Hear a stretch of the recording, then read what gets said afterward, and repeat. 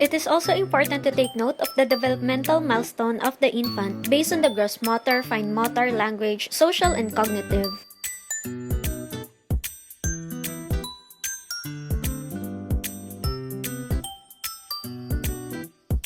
Some tips or things to consider. First, the physician must be flexible because we expect that in this type of physical assessment, particularly in this age group, it would not be in order because it depends on the infant's cooperation.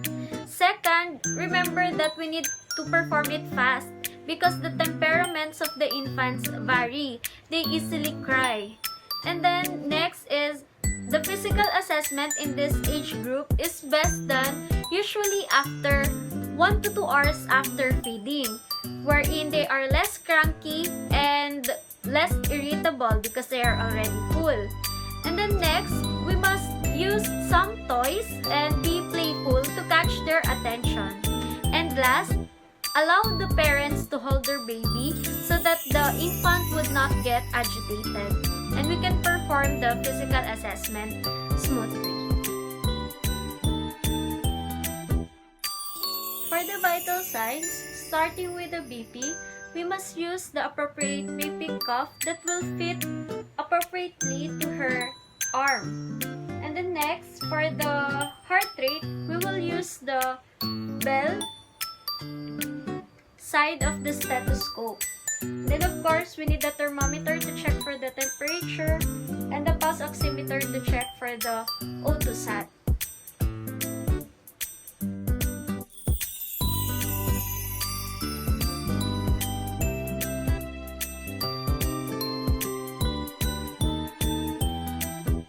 Now we go to anthropometrics measurement, using the weighing scale to take note of the patient's weight, and tape measure to take note of the patient's length. So we measure from the top of the head of the patient down to the sole of her feet in centimeters. So in centimeters. So usually this is what they use in the community. So in measuring the head circumference, chest circumference, and abdominal circumference, just remember the landmark where to place the tape measure properly. So in the head circumference, the landmark is glabella. In the chest, the landmark is the nipple. And then in the abdomen, the landmark is the navel or the umbilicus. So usually for the head circumference, especially our patient is 6 months old, no? The expected head circumference is around 42 to 43 centimeter. And then for the chest circumference, at birth, head circumference is greater than the chest circumference, but when the patient reached 6 months, the head circumference is already equal to the chest circumference. And then there's a monthly gain of 2 centimeters from birth till 6 months for the chest circumference. And then for the abdominal circumference, it is not routinely taken unless there is suspicion of enlargement of the abdomen. Now we go to general survey of the patient. So we assess by looking at the patient if she is awake, irritable, or crying but consolable, weak in appearance, in cardiorespiratory distress, and if she is appropriately looking for her age. Now we go to physical assessment, starting with the skin.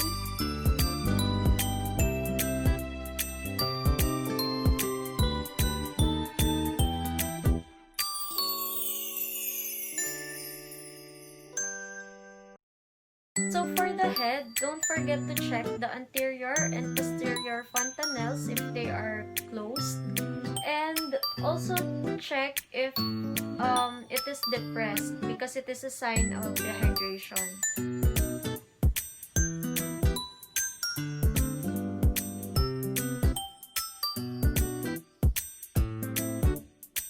For the eyes, we will use the pen light and the ophthalmoscope.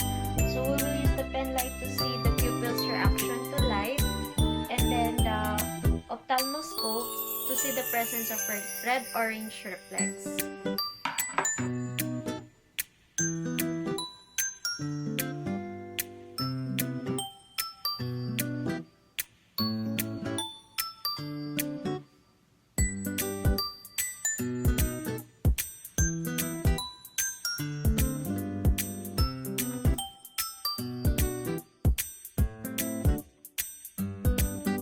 Next is to check the external and internal structures of nose of the both nostrils.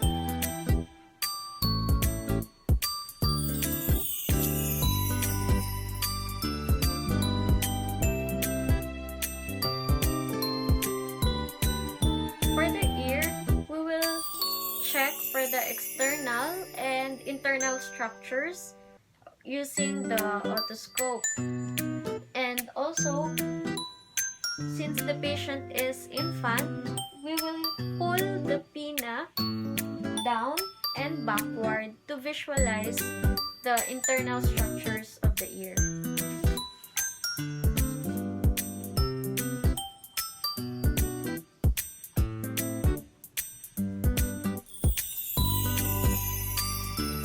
Then do it on the other side as well.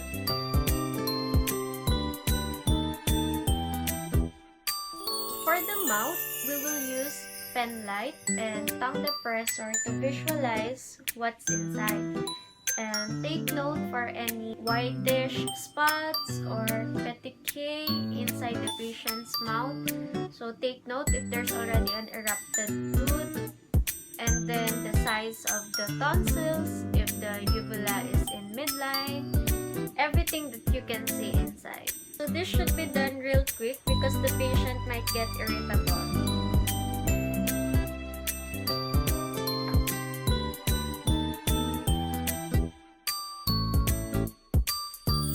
For the neck, check for any neck webbing, a sign of Turner syndrome, and check for torticollis by moving the patient's neck from side to side.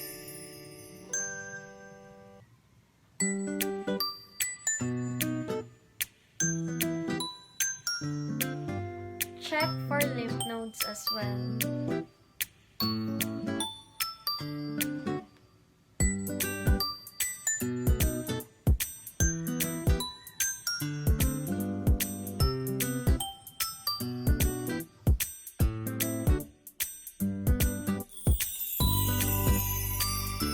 For the lungs, we will auscultate and listen for the lung sound if there are any adventitious sounds.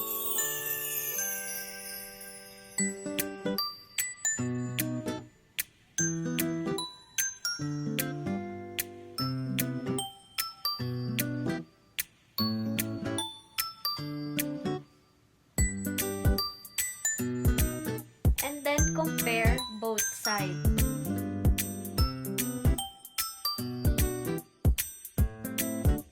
So for the heart, auscultate the important landmarks or locations.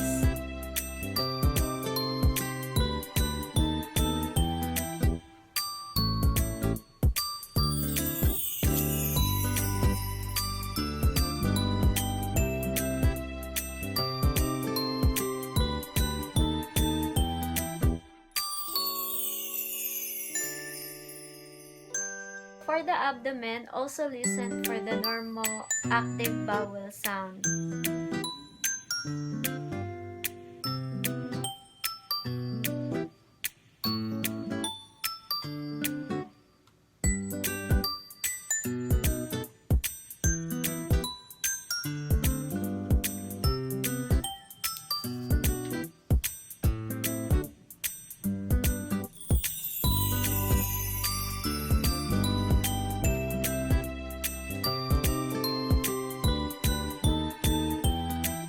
Check for the liver edge if it's palpable.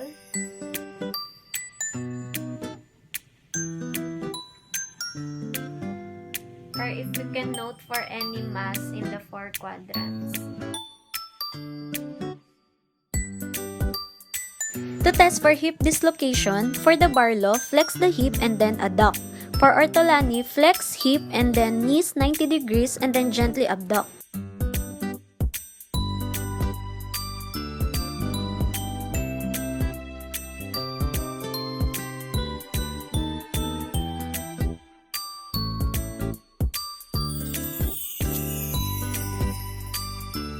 So now we go to cranial nerves assessment, but since the patient is just an infant, so we cannot elicit cooperation and she cannot follow instructions, so there are limitations. Not all the cranial nerves could be assessed.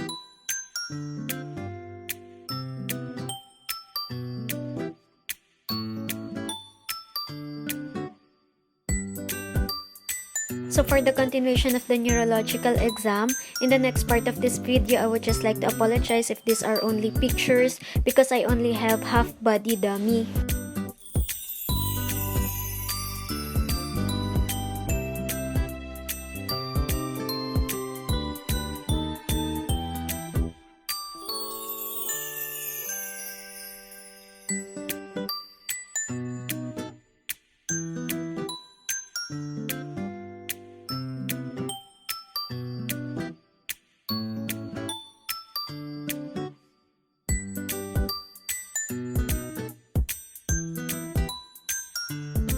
Babinski reflex, for example, this is the patient's foot.